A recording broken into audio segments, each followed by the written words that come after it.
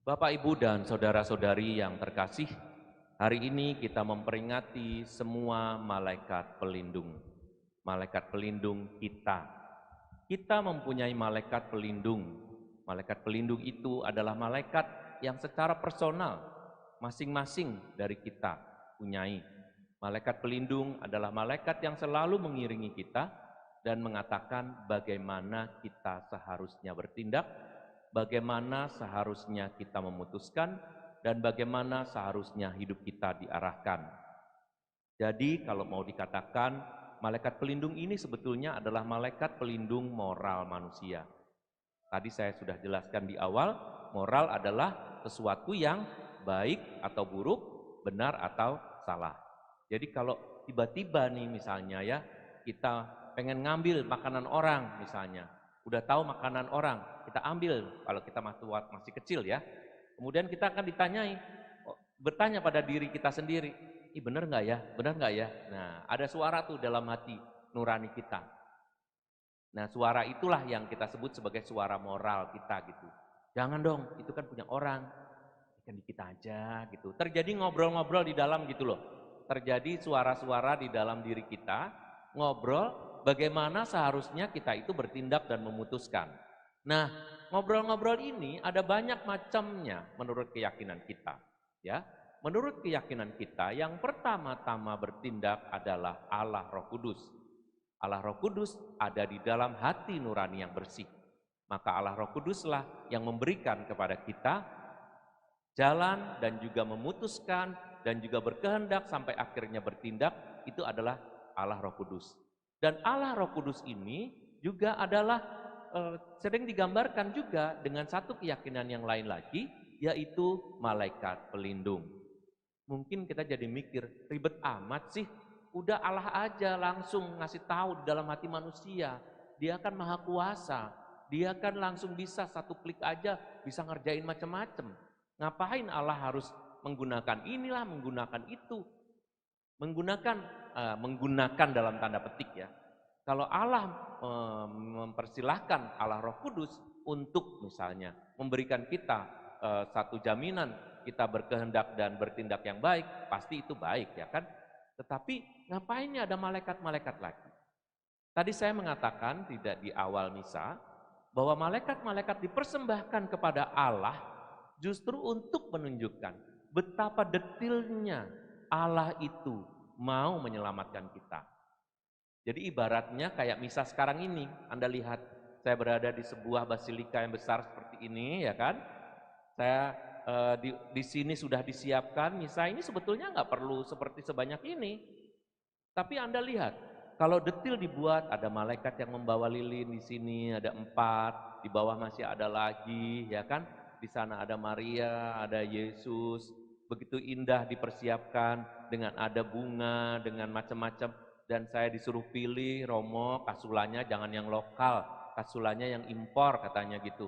Berarti penyelenggara perayaan Ekaristi kita ini benar-benar sesuatu yang detil. Detil ingin memberikan yang terbaik. Ini bukan soal impor atau dalam negeri ya, tapi maksud saya adalah cara berpikir kita memberikan sesuatu yang baik dan bahkan sesuatu yang kebetulan ini dalam arti tertentu pilihannya yang bagus yang ini gitu. Jadi kalau saya tampil dengan sesuatu yang baik ini sebetulnya adalah karena ada sesuatu yang mengantar saya menjadi baik. Kalau tadi kita juga dengarkan suara para malaikat-malaikat yang masih hidup di dunia ya kan, para penyanyi termasuk juga keyboardisnya, itu juga dipersiapkan. Dengan detil Anda merasakan bahwa sentuhan dalam perayaan Ekaristi Jumat pertama adalah perayaan Ekaristi yang istimewa buat kita. Anda yang mendengar di mana-mana, bahkan Anda memberikan intensi tadi itu ya, sampai yang baca aja sampai 2 orang. Saya bilang harusnya yang baca 6 orang, karena panjang sekali tadi. Kalau dibacakan semua itu memang harusnya sepanjang itu. Tetapi itu menunjukkan bahwa perayaan Ekaristi yang dipersiapkan juga menjadi perayaan Ekaristi yang dipersembahkan untuk Tuhan dan sebaik yang kita inginkan. Jadi kalau malaikat diserahkan kepada kita untuk melindungi kita, itu harusnya menambah keyakinan kita bahwa Tuhan begitu detil ingin melindungi kita, ingin menyelamatkan kita. Karena apa? Roh itu kuat, tetapi daging itu lemah, kata Paulus. Dan juga Tuhan Yesus bahkan mengatakan hal yang sama. Kita juga harus melindungi diri kita dari segala sesuatu yang bersifat kedagingan dan memberi sentuhan-sentuhan spiritual kepada diri kita supaya hidup kita semakin istimewa di hadapan Tuhan. Jangan mempersembahkan hidup kita yang ordinary aja, yang biasa-biasa aja. Orang-orang seperti ini biasanya hidupnya juga ordinary, ya kan? Udah cukup, segini aja cukup, udah nggak usah nambah-nambah, ya kan? Pakaian buat saya itu 3 aja cukup. Hari ini pakai, besok cuci, pakai yang kedua. Nunggu kering, pakai yang ketiga. Hari yang keempat, pakai yang pertama. Udah cukup, hidup kita begitu doang. Nggak usah pakai yang ini. Loh, kalau kita memang tidak mampu membelinya, maka kita ya nggak perlu berlebih-lebihan, ya kan? Tetapi kalau kita mampu lalu kita pelit pada penampilan diri kita sendiri, Anda pun kan tidak ingin dianggap remeh oleh orang lain. Begitu juga Tuhan. Tuhan ingin semua anak-anaknya istimewa. Tuhan ingin semua anak-anaknya menjadi anak-anak unggulan. Tuhan ingin menjadikan kita anak-anaknya. Justru karena Dia ingin menjadikan kita lain daripada yang lain. Oleh karena itu, kita diberi malaikat pelindung. Nah, malaikat pelindung ini, nama malaikat ini betulnya harus dipahami begini. Malaikat itu siapa sih? Makhluk apa gitu ya? Malaikat ini adalah makhluk ciptaan Allah. Jadi malaikat sama sekali bukan Roh Kudus yang lain, nggak ada. Roh Kudus hanya satu, ya. Allah kita satu. Malaikat itu benar-benar ciptaan Allah, seperti kita. Bedanya dengan kita adalah malaikat itu melakukan apapun yang disuruh oleh Allah tanpa celah. Jadi malaikat itu kalau kita bandingkan adalah seperti robot. Kenapa? Karena dia melakukan seperti penciptanya lakukan. Makanya malaikat tidak punya dosa. Karena apa? Karena hanya melakukan aja. Disuruh begini ya ke sini, disuruh ke kiri ya ke kiri, ke kanan ya ke kanan, ke Yosef ya ke Yosef, ke Maria ya ke Maria, ke Elizabeth ya ke Elizabeth, dengan omongan yang persis. Maka bisa kita katakan perkataan malaikat itu adalah perkataan Allah. Karena apa? Karena memang Allah sendiri seperti menulis dan harus dibacakan kayak intensi tadi. Bapak, Ibu, dan saudara-saudari sekalian, malaikat juga tidak mempunyai jenis kelamin. Karena jenis ini memungkinkan orang saling mencintai, orang saling mengasihi, orang saling tertarik, dan membangkitkan nafsu. Maka kepercayaan pada malaikat adalah kepercayaan pada makhluk-makhluk yang tidak mempunyai jenis kelamin, sehingga mereka jenisnya apa nggak jelas. Tidak ada kategori itu dalam diri mereka. Bahkan harus dikatakan bahwa malaikat itu sebetulnya tidak bertubuh. Nah, ini gambaran-gambaran seperti ini adalah gambaran-gambaran untuk menyatakan bahwa sebetulnya tubuh itu, kita manusia kan ada tubuhnya ya. Nah, tubuh itu membuat kita sering jatuh ke dalam dosa. Tubuhnya tidak jahat, tetapi keinginan-keinginan dan kebutuhannya yang membuat kita juga bisa salah. Tetapi harus diingat bahwa dengan tubuh juga kita bisa melakukan perbuatan yang baik. Kita bisa melakukan karya-karya besar, kita juga bisa melakukan tindakan-tindakan yang sungguh besar karena tubuh. Maka Yohanes Paulus II mengatakan adanya teologi tubuh. Tubuh kita adalah tanda kehadiran Allah, tetapi malaikat tidak. Malaikat tidak mempunyai tubuh, seolah-olah malaikat itu kalau digambarkan, Anda pernah lihat ya, bayi-bayi itu ya, seperti kepala, langsung tuh sayap. Sayap itu melambangkan bahwa dia terbang-terbang gitu, bebas. Dan tidak ada yang lain, hanya kepala dan sayap. Itu adalah simbol bahwa yang dilakukan oleh para malaikat itu hanyalah kehendak Allah tanpa ada kebutuhan-kebutuhan jasmaniah atau kebutuhan-kebutuhan tubuh kita. Ketika tidak berbicara mengenai tubuh, maka orang tidak berbuat dosa. Betapa indahnya kalau di dalam hidup kita sehari-hari, kita juga menyertakan doa kepada malaikat pelindung kita, supaya melindungi kita. Kita nggak mungkin nggak berbuat dosa, itu nggak mungkin. Kita pasti masih akan terus berbuat dosa. Tetapi Mbok, ya jangan yang sampai parah-parah banget gitu. Dosanya salah ngomong aja nggak apa-apa. Mbak, ambilin, cepat. Wah, salah nih mukanya, terlalu kenceng. Ngomongnya terlalu keras. Mbak, maaf, tadi saya ngomongnya terlalu kenceng. Saya tuh sering tuh yang begitu ya. Pokoknya yang serba kenceng-kenceng itu saya. Ya, serba keras-keras itu saya. Jadi kadang-kadang saya mengingat, oh iya nih kayaknya saya ngomong udah terlalu keras pada teman-teman, kepada ini. Diingatkan gitu ya.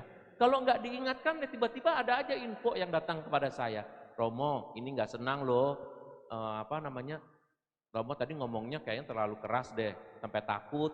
Romo ini dikasih tahu, oh itulah para malaikat pelindung yang berbicara juga melalui perlindungan-perlindungan di sekitar saya. Jadi malaikat pelindung itu tidak juga, itu melindungi kita secara personal, tetapi juga bisa berbicara melalui person-person yang lain. Sehingga mereka saling bisa memberitahu kita.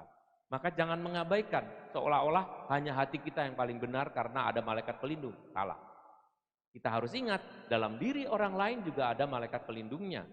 Sehingga kalau kita berbicara mengenai malaikat pelindung, bisa saja malaikat pelindung dia memberitahu kepadanya supaya memberitahu kita gitu.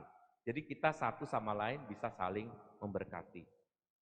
Kita tidak pernah luput dari dosa, tetapi Tuhan selalu akan mengingatkan kita dan bahkan akan selalu memberi pengampunan kepada kita karena ketubuhan kita.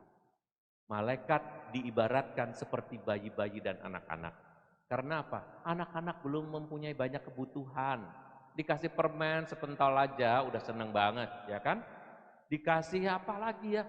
Dibeliin mainan cuma apalagi makin kecil bayi itu cuma klingklong yang kita mungkin udah ini apaan sih, boring banget gitu kan?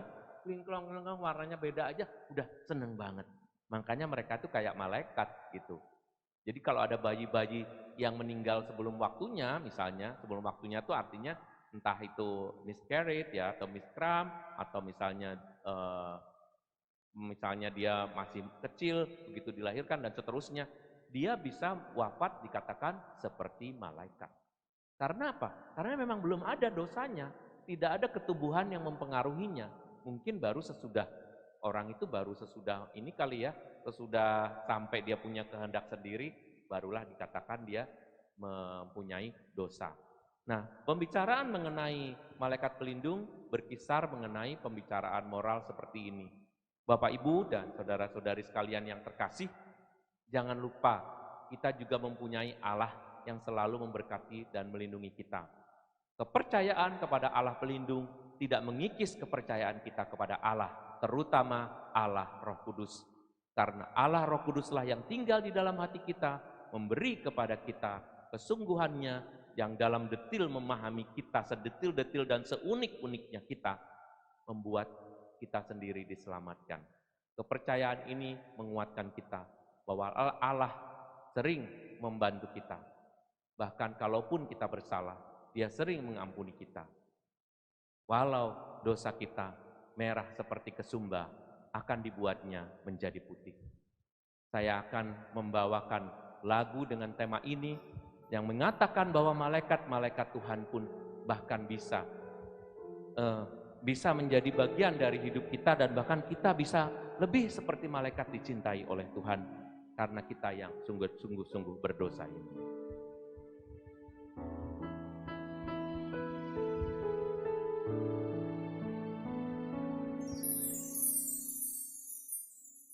Tak kau lupakan diriku, kau ingatku adalah debu, tetapi kau meninggikannya di hadapan malaikatmu. Tak kau hapuskan namaku dari kitab kehidupanmu. Kau tak malu mengakuinya di hadapan Bapa, Kau Allah yang tiada mengingat lagi segala kesalahanku yang telah Engkau ampuni.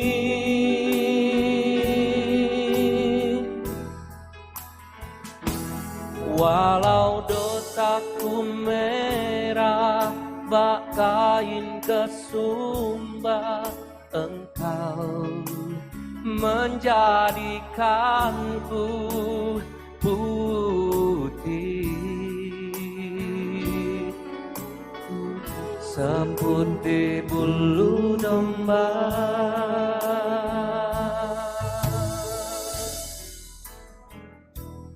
Tak Kau hapuskan namaku dari kitab kehidupanmu. Kau tak malu mengakuinya di hadapan Bapa. Kau Allah yang tiada mengingat lagi segala kesalahanku yang telah Engkau ampuni.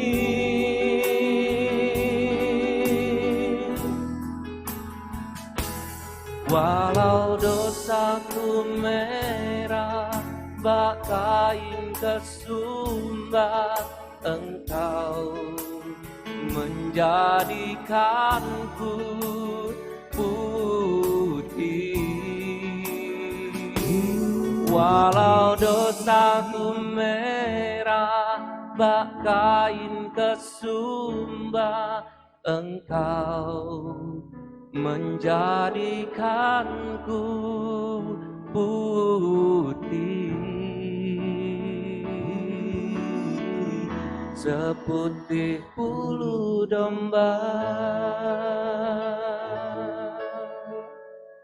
seputih bulu domba.